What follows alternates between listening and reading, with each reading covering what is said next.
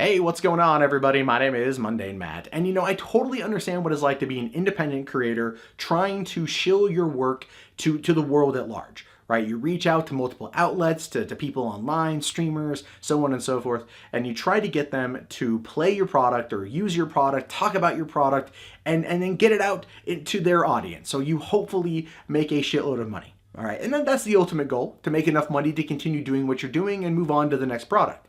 Now, sometimes though, that can go a little bit fucking crazy, and that's what happened with Blackfly Studios and the website COGconnected.com. At least only at this point COGconnected. It could be more. So COGconnected ended up getting an email with the Steam code of Blackfly Studios' new game, Dead Effect 2. Although it's not the newest game ever, it came out a few months ago, but the email exchange was really fucking weird. It started off normal. In fact, this is what it said. Let me just mention one thing though. This is an indie game, which unfortunately is very often compared with big budget games, and that's quite a problem and very much damages its reputation in final ratings.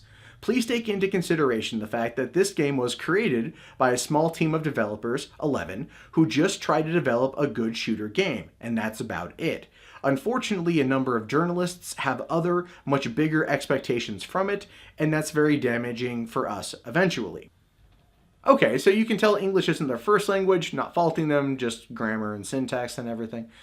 I get it. There's a small team, 11 people working on a game. They just want to make it good. They want to put it out there, and they might be a little bit upset with some journalists and how they've treated it. Okay, and I even went on and checked the Steam page for the game, and the game's sitting at a decent rating on there with like 50 some reviews. So it's not like people haven't played it and enjoyed it. This is Dead Effect 2. If you liked the first Dead Effect, you're probably going to enjoy its sequel, right? So they've already got a built-in fan base there, but maybe they just had trouble hitting the stride with games journalists and other people out there. So they just reached out to some smaller sites like COGconnected. But this is where it gets really fucked up. They say, also, we're working on several other games that are definitely interesting, and if your review or preview of Dead Effect 2 is very negative, you won't receive any keys from us in the future. What? Like, okay, look, I get it. I get it. You want to make sure people review your games good. I understand that. I do. But what kind of threat is that from a developer to a journalist, right? What kind of fucking threat is that? If you don't give us a good review, you ain't gonna get any more of our keys. As if that was not going to get put out there into the wild. Now, some have argued that this is just a publicity stunt from the developers trying to garner attention for their game. Maybe. Maybe sales have dropped off. Maybe it's not selling as well. I mean, the game is like under $5 right now. I watched the trailer. It looks okay, right? I took a look at the most recent review of the game. The guy gave it a thumbs up, and this is what he had to say. Like the first game, Dead Effect 2 is a first-person zombie shooter set aboard a large spaceship. It fails to shed the B-movie persona of its precursor, but believes it does, making the story-based campaign oddly unsatisfying. Gameplay is good though, and cooperative campaign, online multiplayer modes, and some decent weapons and armor leveling means there is quite a bit of fun to be had. A good effort by Badfly Interactive, but stops well short of becoming a classic. Yeah, and that guy gave it thumbs up, and that dude's reviewed 50 games and shit, so it's not like he's some newbie account.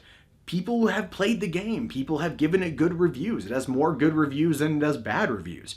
So what would prompt Badfly Interactive to do this sort of thing? Why would they act in this particular way towards a journalist? Is it just through intimidation because COGconnected isn't IGN or GameSpot or Rock Paper Shotgun or Kotaku? Is this not one of the bigger or well-known outlets out there? And that could possibly be it.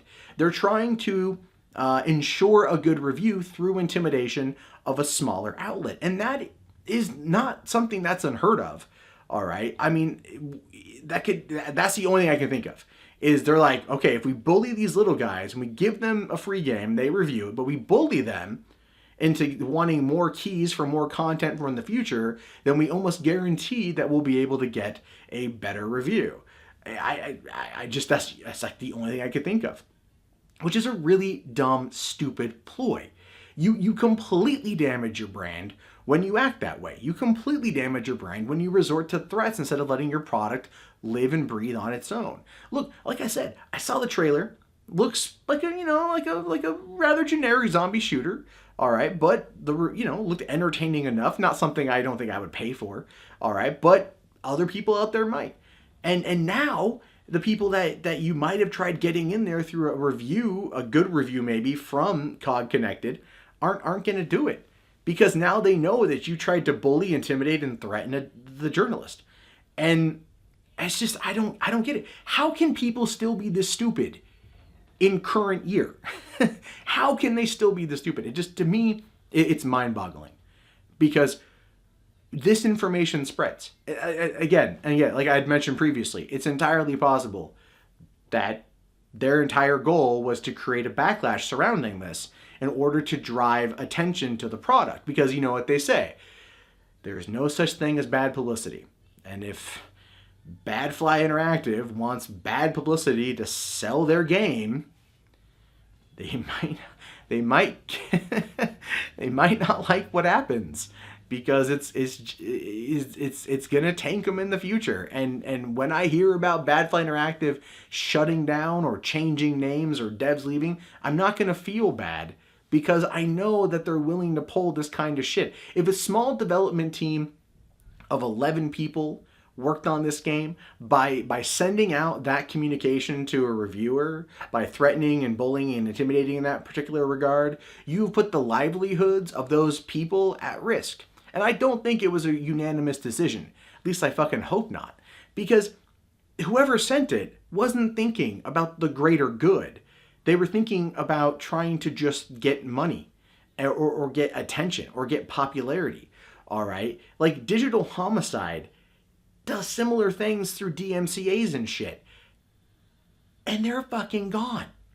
You, Badfly Interactive, at least made a competent zombie shooter. And you made a fucking sequel to it. And you're working on other goddamn games. Why resort to it? It just...